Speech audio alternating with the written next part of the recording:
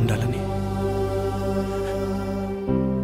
నేనెప్పుడు నాన్నతో అనేవాడిరా, ప్రతి ఎయిమ్కి ఓ పర్పస్ ఉండాలని.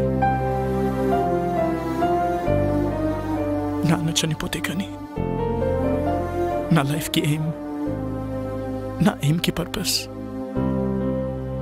తెలియలేదురా.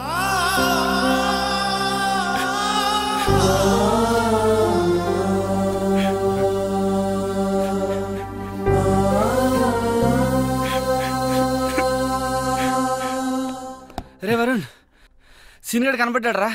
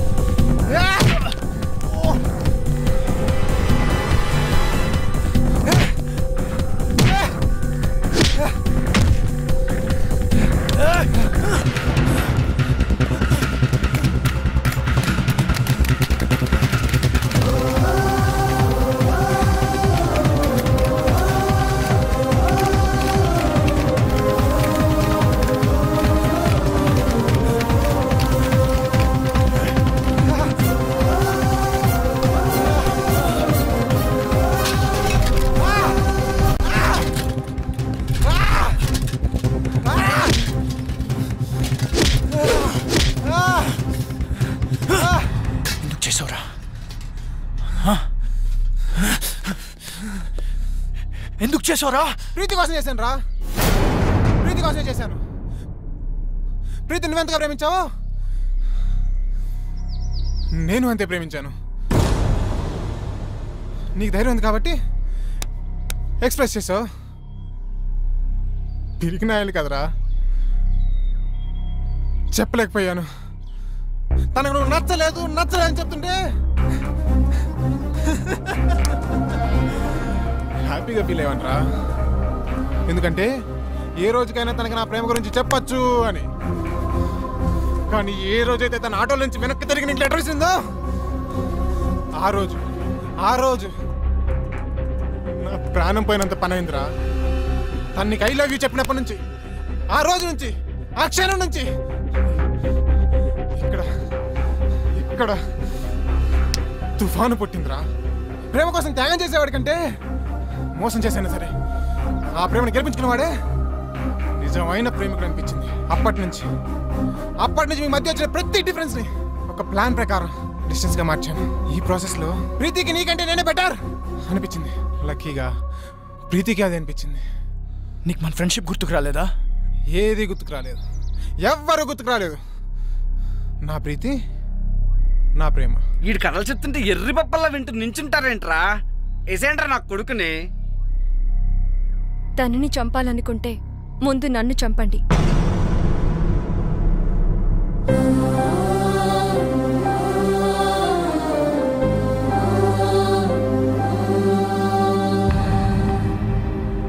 ఎస్, మేం చేసింది తప్పైతే ఆ తప్పు నాది. అంటే ఇప్పటికీ నువ్వు చేసిన తప్పు అనిపించట్లేదా? ఎప్పటికీ అనిపించదు. అంత కఠినంగా ఎలా మారిపోయావు ప్రీతి? నేనేం తప్పు చేశాను? తెలీదా? నేను నీకు ఐ లవ్ యూ చెప్పకముందే నువ్వు నన్ను లైఫ్ లాంగ్ లవ్ చేస్తావా లేదా అని అడిగానా లేదా? నిన్ను లవ్ చేయట్లేదు అనుకుంటున్నావా? చేస్తున్నావని నువ్వనుకుంటున్నావా? మొదట్లో నీ లైఫ్లో అన్నిటికంటే నేనే ఇంపార్టెంట్. నా కోసం ఏదైనా చేసేవాడివి. ఏదైనా వదిలేసేవాడు. కానీ ఒక్కసారి నేను లవ్ చేయడం మొదలుపెట్టాక నా ఇంపార్టెన్స్ తగ్గిపోయింది.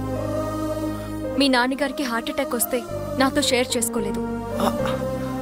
నాకు జ్వరం వచ్చి నీతో టైం గడపాలనుకున్నప్పుడు నన్ను కేర్లెస్గా వదిలి వెళ్ళిపోయావు.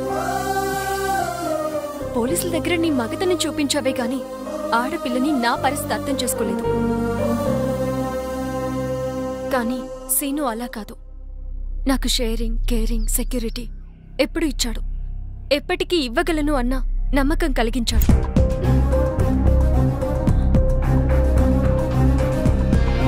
ఓకే కదా? One second.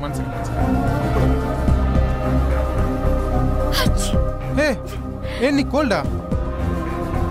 ఈ టాబ్లెట్స్ తీసుకో.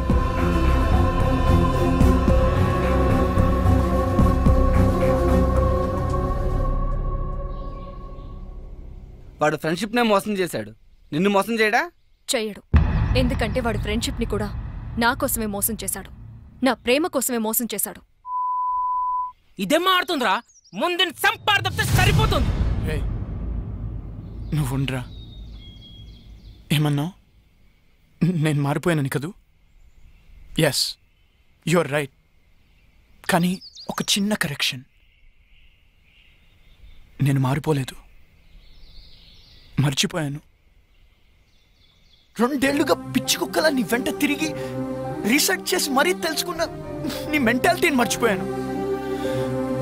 ఎవరైనా నువ్వే ఇంపార్టెంట్, నువ్వే గ్రేట్ అని చెప్తే వాళ్ళ కోసం నీ డిసిషన్స్ మార్చేసుకుంటావే, ఆ చిన్న విషయం మర్చిపోయాను. నువ్వు గొప్ప అన్నమ్మే నాకంటే నువ్వు గొప్ప అని చెప్పే వాడే నీ దృష్టిలో గొప్పవాడంటే నమ్మలేకపోతున్నాను. తప్పు నాదే. బావా ఏం ఆడుతున్నావురా? కరెక్టే కదరా. See, she happy. కనీసం ఇంత కూడా బాధ లేదురా. వదిలేండిరా.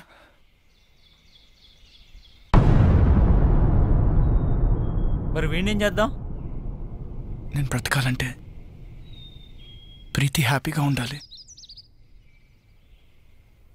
ప్రీతి హ్యాపీగా ఉండాలంటే వీడు బ్రతకుండాలి. వీడు ఫ్రెండ్షిప్కి పట్టిన మచ్చరా. వదిలేయండి, మాసిపోతుంది. ఏంట్రా వాడిని అలా వదిలేసావు? నేనైతే నరకేసావాన్ని.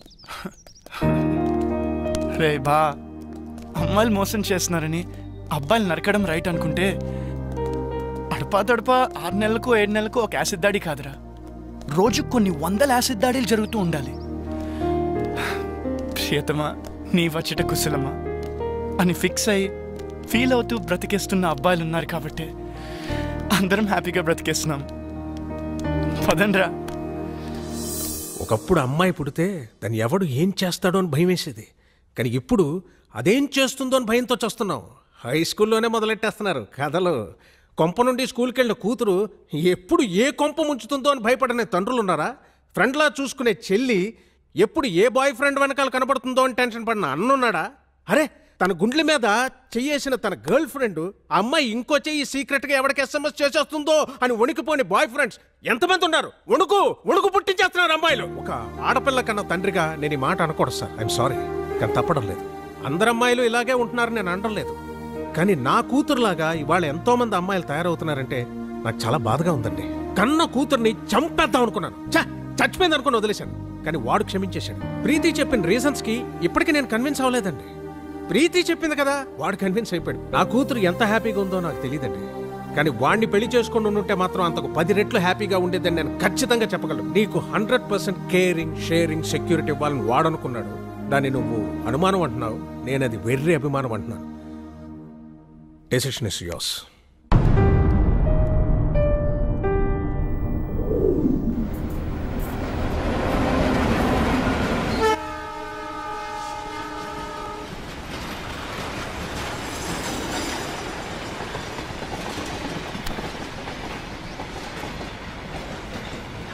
లైఫ్లో కొన్ని విషయాలు మర్చిపోకూడదు. కొన్ని విషయాలు గుర్తు చేసుకోకూడదు.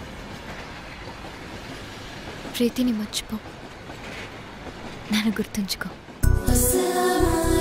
అమెరికా క్యాన్సిల్, జాబ్ కూడా క్యాన్సిల్. నువ్వు, నేను, అత్తయ్య గారు, మన షాప్.